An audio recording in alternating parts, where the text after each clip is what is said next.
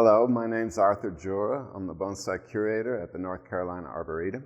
That's where we are today, at the Arboretum. And we're going to be working on a American Elm, Ulmus americana. And this is a plant that has a somewhat interesting history. It was started right here originally from seed back in the mid-90s. But I should qualify that and say that this isn't the actual plant that started from seed, but rather a part of that plant, because this was begun by air layering. And air layering, if you don't know, is a process by which you can take a branch off of a tree and cause it to grow roots, and then it can become its own tree. And that's a form of cloning. That tree that you produce that way will have all the same characteristics, all the genetic information that the parent had. Well, at the time that the air layer was done, there were actually 4 of them that were done. The plant that I had been working on for about 10 years wasn't going anywhere. I wasn't happy with it, so I decided I would take parts from it and start again. So the 4 air layers, once they successfully produced new roots, went into their own pots, and then they grew for a while individually. At a certain point then, after a year or so where they had a chance to establish, I went ahead and put this one in the ground, right? Took it out of the pot, put it in the ground, and let it grow for a period of about 5 years or so. Now, it's an interesting thing to point out. If you look at this planting here, this is also American Elm. These are the other 3 that were done as air layers at that point. These 3, once they were separated from the parent plant, they have been in a container ever since. They grew individually in their own containers for a while, and then they were put together in this configuration and have been like this for a period of half a dozen years, or maybe a little bit more than that. Meanwhile, this one was growing in the ground, and all that time in the ground allowed it to build up this trunk. So I want to point out one other thing about this planting as well. It's in what would be properly termed naturalistic styling, which is to say that they are shaped to look like trees in nature. And so you'll see branches that descend, right, and other branches that go up. And this is all true to life. This is true to the way that trees orient themselves. It's all driven by the need to have exposure to the sun. So branches basically do whatever they have to do in order to get their leaves in position to absorb the sunlight. And studying that leads to shaping bonsai that looks like this. And that is to say, bonsai that looks more like trees and less like bonsai as perhaps you're accustomed to seeing them. I mention that because that's the objective with this too. This is to be in naturalistic form. And you'll notice as we spin it around and look at it from 360 degrees that it has a lot of dead wood. And that came about not intentionally. Growing in the ground, my process is to allow the plant to grow pretty much unrestrained for a year. And then in the late winter, early spring, it gets cut back sharply. And then it's allowed to grow again. And this process is repeated however many years it's in the ground. Well, one year, when I cut it back sharply, the plant responded by partially dying back. And that's how all this occurred. Whether it was a case of timing or taking away too much, I'm not certain. But at any rate, we had a lot of dieback occur on this tree. But in deciduous trees, it's thought to be a bad thing and avoided. Well, there's no avoiding it at this point. This tree has dead wood, and I think that there's no reason why it can't be employed as a feature of the tree. It's not a fault, it's not a problem, it's a challenge to use what has naturally occurred and incorporate it into the story that you create when you shape the tree. That's the objective today. That's what we'll be trying to do. So we'll get to work.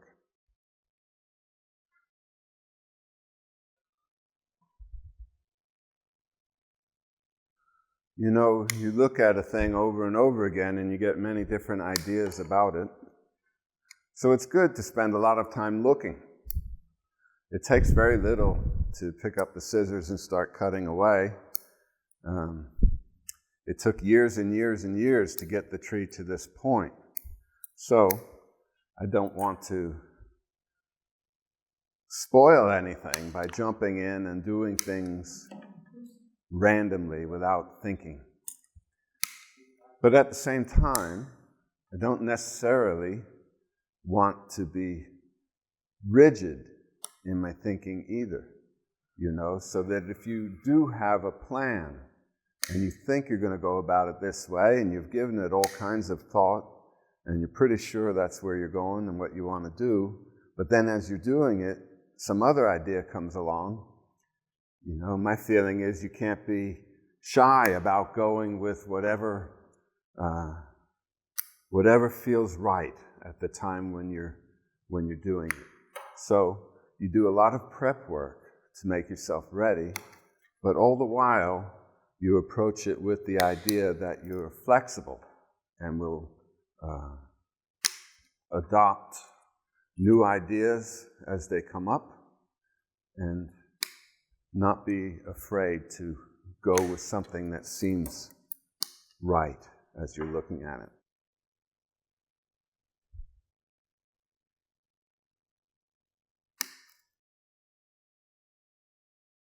So that mostly concludes the general shaping of the crown. A lot has come off, and a lot of decisions get made. When a tree has severe damage like that, gets lots of limbs ripped off, the resulting regrowth is rank.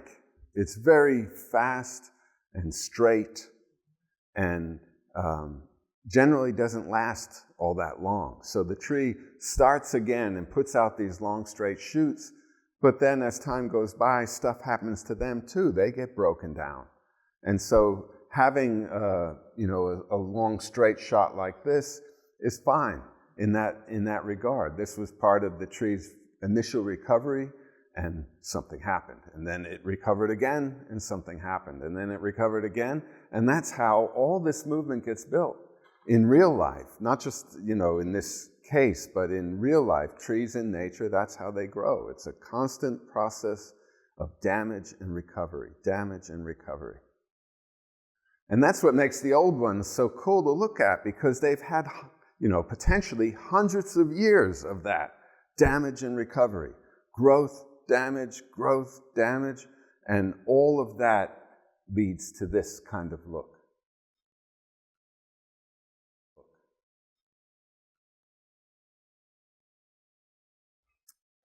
One of the things that happens when you approach a tree from this kind of naturalistic standpoint, right? You're training it to grow the way a tree in nature would grow according to what happens to that tree.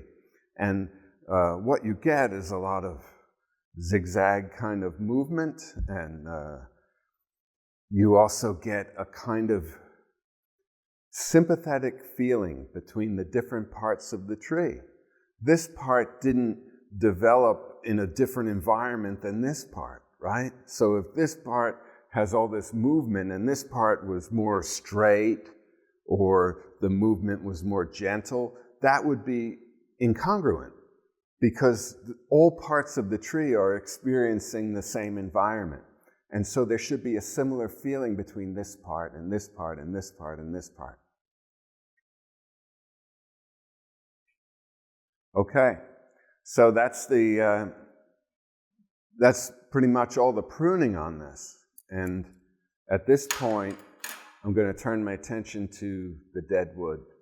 We're going to have to work with this to address these obvious saw cuts, but also to deal with something like this, which is pretty natural, right? That's natural dieback, but it's not attractive. It's not appealing. It looks kind of clunky. And so here it's worth noting the difference between natural and naturalistic. The object isn't to just do things naturally, you know. We could just break the branches instead of pruning them. That would look more natural.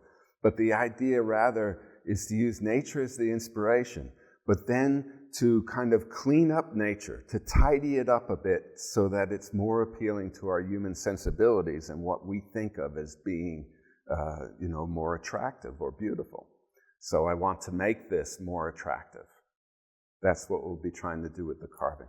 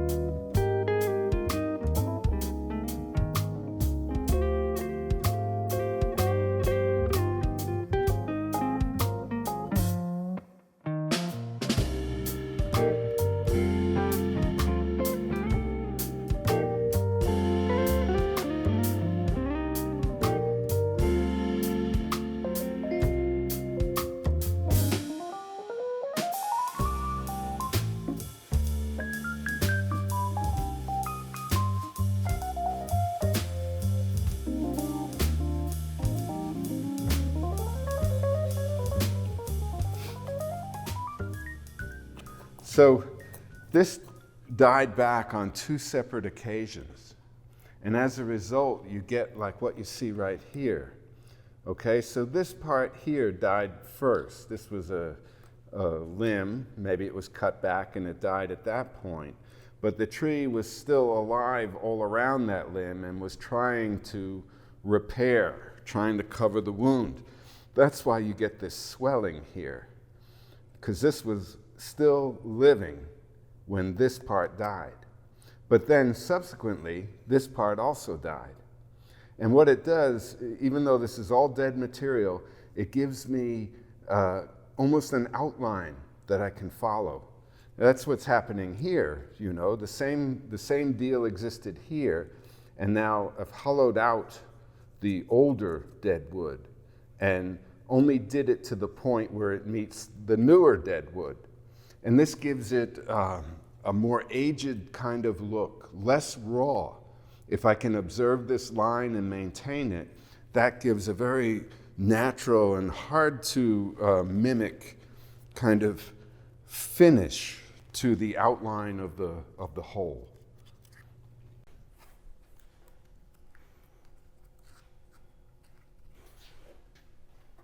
Not so bad.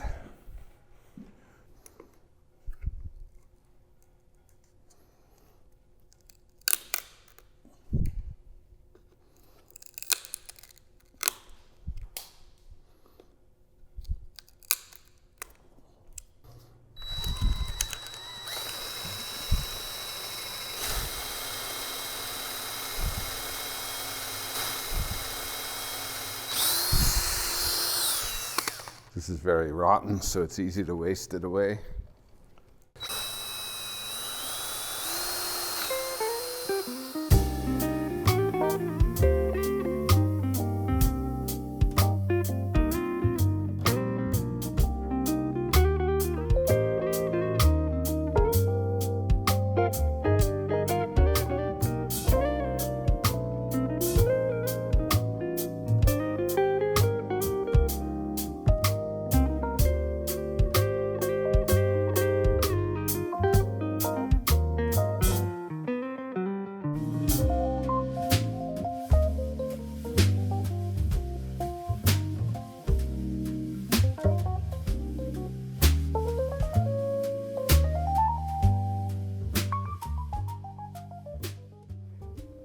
You know, carving is a subtractive process, and that means that there's always the risk that you subtract too much.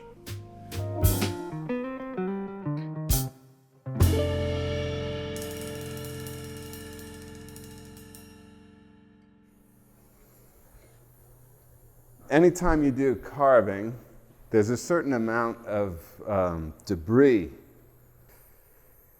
You know, it can be little fibers of wood that stick up and such, or tool marks. Small tool marks, big tool marks you're not going to do much about. Not this way anyway. So using the torch and being careful not to burn any of the live part of the tree, I go ahead and burn off a lot of that stuff, especially areas that have been worked a lot, like what I'm doing right now. That was an area that was carved. And so I want to burn the ends of it.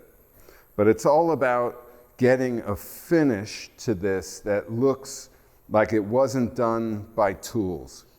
And also to give it age, the appearance of age, as in weathering. Right? So it's almost like instant weathering. So the follow-up to that burning is brushing with a wire brush.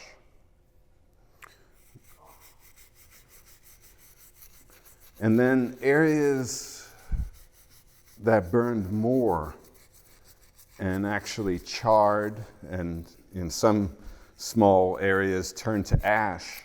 When you do this brushing, it softens all those places. You're brushing off the charring and the wood that's now less stable because it's been burnt.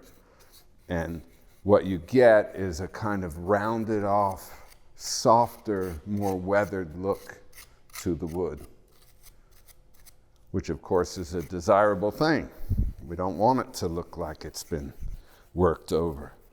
Of course, for a certain amount of time, it will look that way. It's inevitable because it was just worked over, and extensively at that. So beyond this, there's natural weathering that takes place over the course of the coming years. And yes, a lot of the black that remains after the brushing will gradually come off, exposed to rain, sunlight, and what have you.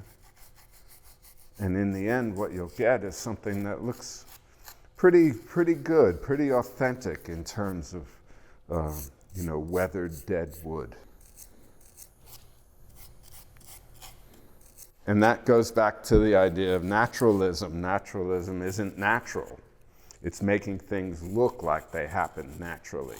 It's paying attention to the natural example and emulating it best as you can.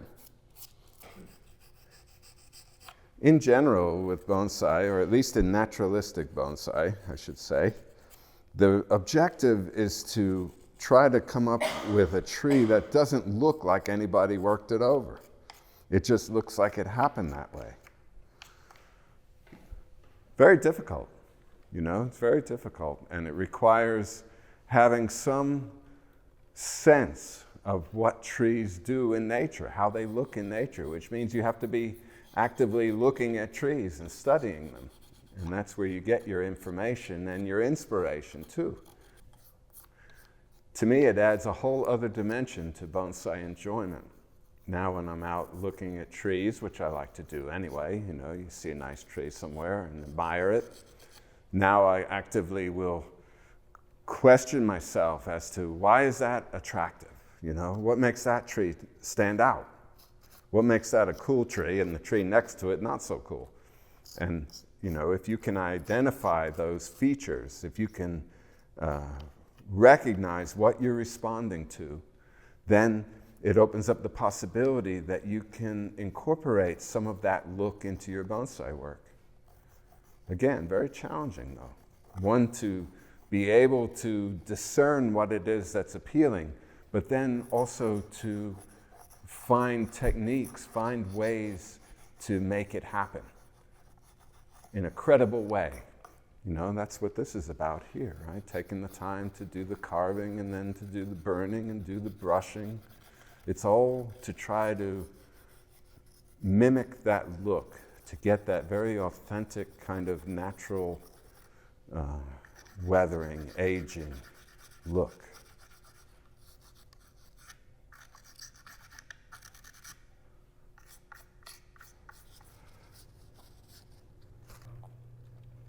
All right, so the shaping of the crown, the pruning has been done.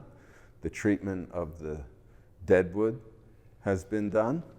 and now I would really like to get it into a bonsai pot.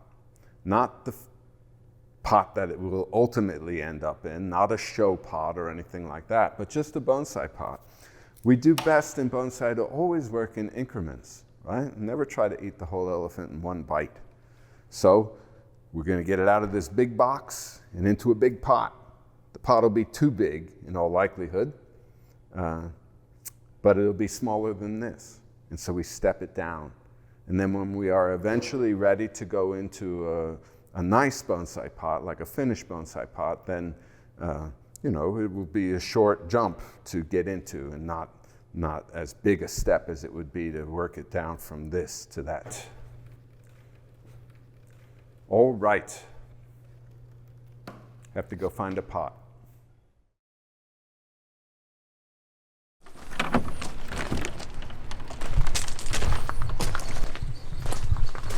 I've got a couple of big ones there.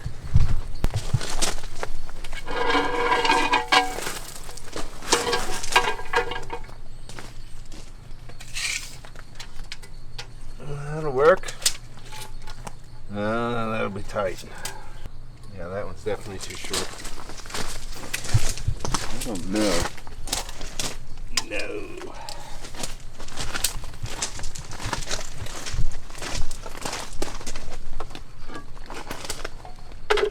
Nah, this one might be the one. Yeah. These big pots are not so easy to come by.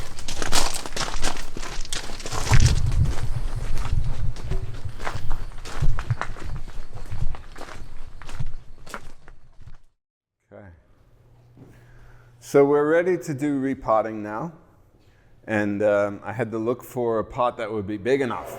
And I was fortunate enough to find one.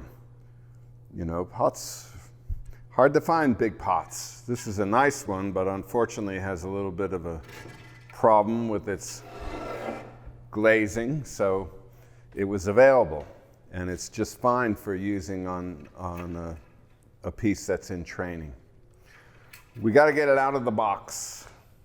I don't think that'll be too bad. We'll see. It's been in this box for a couple or 3 years, I'm not sure. But as I'm pulling along the perimeter, I'm not meeting much resistance, so I don't think it's going to be too badly overgrown down here. We'll see. So I will try to pick it up. First you hold down on the box.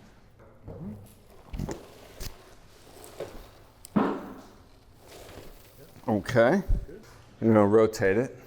All right. Sorry. Sorry. You ready? Yeah. Ha! All right.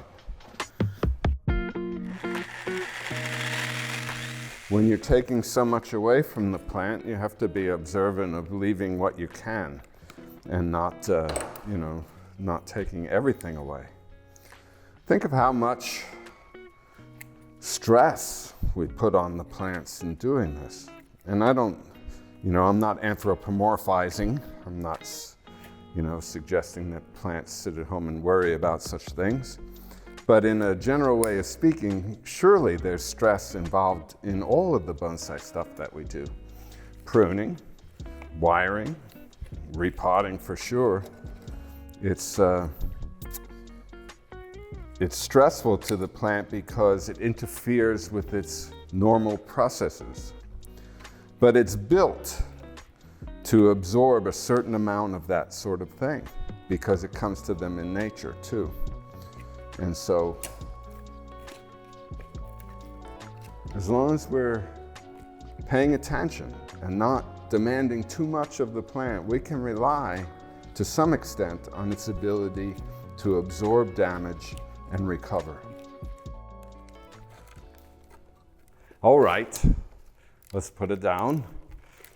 So it was pointed out to me that I forgot about this right here. Here's some, this was root that was kind of topside when it was growing in the ground. I knew I didn't want that, So I just cut them off and let it die back, but that has to be addressed. We can't leave that like that. And I've got a dead one here. Again, it's got a little root emerging underneath it, but we can shorten that one, no problem. This is the one we were looking at from below, and I don't want to mess with it because I think this is important and needs to be held on to. So we'll just wait, and maybe next time this gets repotted, that'll be soft enough to just break it off. All right, so this is a debatable option right here, debatable item. It's dead. This whole root died back. There's nothing emerging from underneath that I would need to be too concerned about. The question really comes down to, is this dead root a feature or is it a flaw? Is it something worth looking at, or is it something you'd rather wasn't there to see?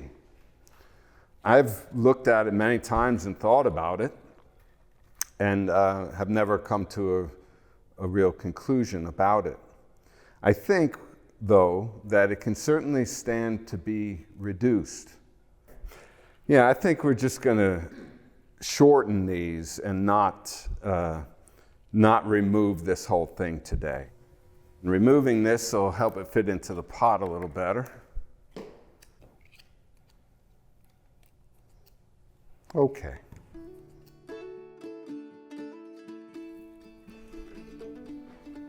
So we'll go ahead and put some media in the bottom of the pot.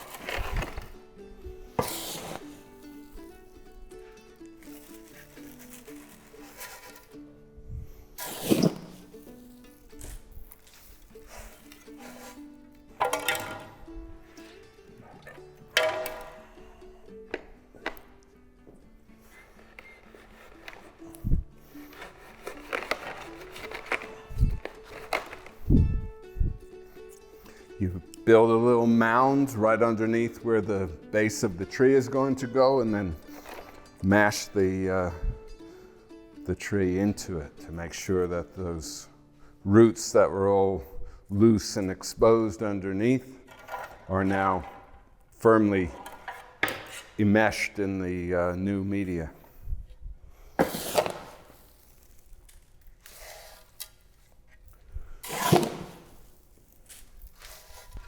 It seems that there are a lot of bonsai people who are just waiting to mix it up about what you grow your plants in, as if there were one true mix that, was right and better than all others. Consider what the media is for. It's an environment for the roots. And what's important about it is that it has the capacity to contain moisture, air, and nutrients for the plant's use. Whatever you use as your potting mix, if it facilitates those three needs, contains air, holds water to some degree, and holds nutrients to some degree so that the plant can access them, then that'll work. Lots of things work. Some work better than others, there's no doubt. And if you have a mix that you like and it works well for you, then that's a good mix. And if you're dissatisfied, well, there are other things out there you can try. But it's not magic, There's nothing about the media itself that's going to make your bonsai better. It comes down to how good you are at watering, Of course, providing the nutrients that are necessary, that's right. You want a media that doesn't hold on to water for too long. Well, how long is too long? For me, that answer is easy. I don't want to have to water more than once a day. Any plant that I water, thoroughly water, in this media, will retain moisture enough for the plant's survival until I get back 24 hours later. There we go, nice and tidy.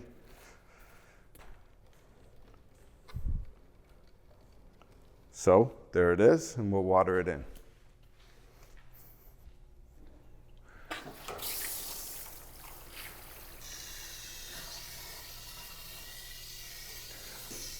You want to make sure that it's completely saturated. And when you're dealing with a tree that has a big trunk like this, you can't just water from one direction. If all I'm doing is like this, then there's a big area behind the trunk that's not getting water. We have to make sure that we get the water back there too, all the way around. A good thorough watering like this will also help make sure that there are no air pockets, not just dry pockets, but pockets where there's a void of media. That can happen, you know, especially when you take a root ball that's been kind of deconstructed and has a lot of loose parts, and then you're putting new media around it. You can have little cavities in there that you're not aware of. A heavy watering like this will actually move media into those cavities and help fill them up.